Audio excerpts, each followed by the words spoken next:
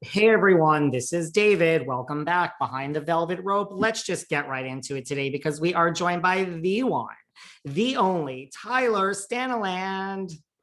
I'm here. Thanks for having me. What is going on? How are you today? How's the OC? I am good. The OC is beautiful. It is 80 degrees and sunny per usual, and I'm having more coffee than I should be, but everything's good. How about you? I mean, shameless product plug for my behind the velvet rope coffee mug. At least I am in the Hamptons on East Coast time, so at least you have an excuse for coffee because you're 3 hours earlier. Why I'm drinking coffee at 3:30 in the afternoon is beyond me. That's 3:30 coffee is a good time now. I'm like It a coffee is. kind of guy.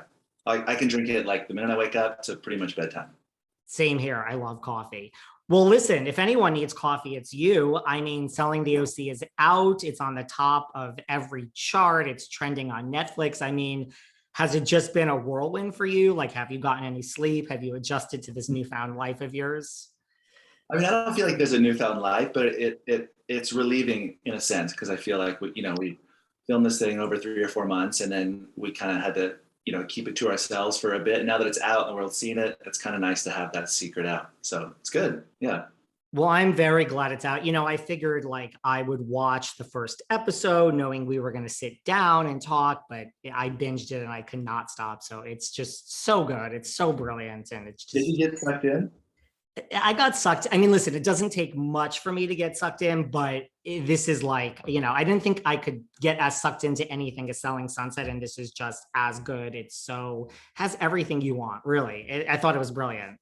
Thank you. Yeah, I loved it, and I agree. I think we selling something that's obviously incredible, but I think we bring something different, and yeah, it was a lot of fun.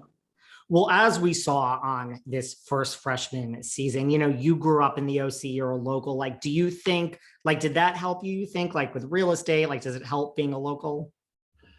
Orange County's small, and where I grew up, Laguna Beach is even smaller.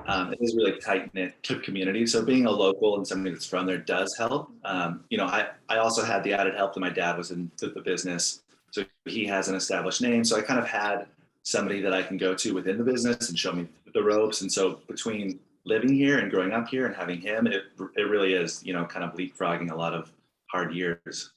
And not just your dad. Is this true? I read that you are a fifth generation real estate professional. Fifth generation, yeah, which is crazy. So, I mean, growing up, was there ever anything else you wanted to do with your life? Was that like an option? Like, did you have thoughts of doing other stuff with your life? Well, I started surfing at 3, and so from very young age, I wanted to be Kelly Slater, like a lot of Orange County kids do. And so I pursued surfing, but real estate was always kind of what I assumed that I would do later, and not by any pressure other than it just kind of made sense. And so my family had a brokerage when I was a kid. So one of my first jobs was working in the family office, mostly as like a water boy and like making copies and stuff. But that was kind of always what I saw myself doing post surfing for sure. And is that easy, because you kind of addressed this a little bit on the show. Like, is it twofold? Is it like, hey, I have a father who's a big deal in the business. I could go into the family business. And also like, hey, there's a lot of added pressure because, I'm fifth generation.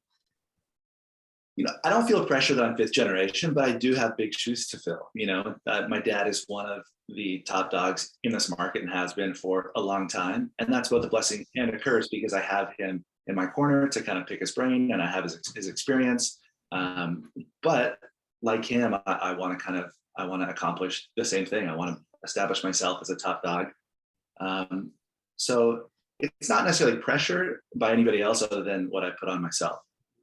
That makes a lot of sense. I'm the same way. I put a lot of pressure. Yeah. I work for myself over here. It's only me that's putting pressure on myself on a daily basis. Yeah. Is that why you decided to break away? Was it just like kind of making your own name and just establishing yourself on your own? Yeah, it just kind of seemed like a good time. I think I've worked with the family for a while now, and we'll always work together to some extent. We have a lot of overlap of clients and relationships, and I still enjoy working with them. But I think as a young man, I'm 33 now, so I'm not terribly young, but young enough. At some point, I wanted to carve my own path, and with Jason coming to OC, it just seemed like a good fit for my clientele and the brand that he's built. We just aligned well, so it's kind of just right time, right place, and it all came together. And is that why you chose the O group? Like there's a lot of established brokerages out there in the OC, like Yeah. why Jason? It's just something different. A lot of these brokerages are the same. It's a stuffy office, and you go to your open houses and your mixers, and Jason has created an ethos within his company that is different, and it's fun, and it's young, and it's exciting. And I think that he is kind of pushing the boundaries in a lot of ways and it's awesome. So it's something that I wanted to be a part of. And he has this gigantic building in Newport Beach, which is an iconic old surf shop. So there was a lot of overlaps that I just, felt like I wanted to be a part of it. Did you watch Selling Sunset before this? Like, did you know kind of what you were getting into when you decided to say yes to this, joining the reality show version of this? It's funny because I did watch it and I loved it. And actually, I watch reality TV, I enjoy it, but I never really thought I would be part of the show. And so when it happened, I don't know, I didn't really know what to expect. And then obviously it all unfolded and was what it was. Did you expect, it is reality TV, you say you watch it, like, did you expect all the drama that really ensues right out of the gate from episode 1? No, I didn't. And it's funny because when we're all filming, there are groups that are in the drama and groups that aren't. So for most of the time that we were filming, I just thought everybody was getting along. I was like, oh, there's some minor tips, but a lot of the scenes I did were with Austin or Polly and Alex, and so it was separate from having these big group functions. And so at the group function, something happened, I'd be like, oh, that was strange, but I was so aloof to it. And then I watched it back and I was watching it all happen, and it was so funny to me. I'm not funny, but just interesting. It was so much different than my experience for the most part of filming. What shocked you the most when you watched it back? Just it's something that you weren't involved in. Like, was there any one thing that stood out? I mean, I think the thing that stood out the most was I mean, are we allowed to say spoilers for those who haven't seen it? Yeah, because it's all out there now. Okay, yeah. So spoiler, in the finale, when I address Rose and Jarvis and I call them bullies, out of context, it really does look like I'm picking a side and being a jerk, frankly. But there's a lot of context behind that scene that the viewers don't see. So for instance, at casino night, there was an incident with Jarvis and Polly.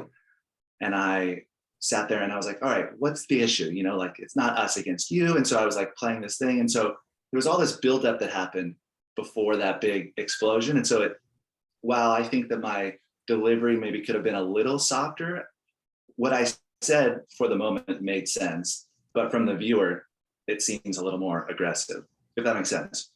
That does make sense. And it didn't even seem aggressive. It just seemed like, well,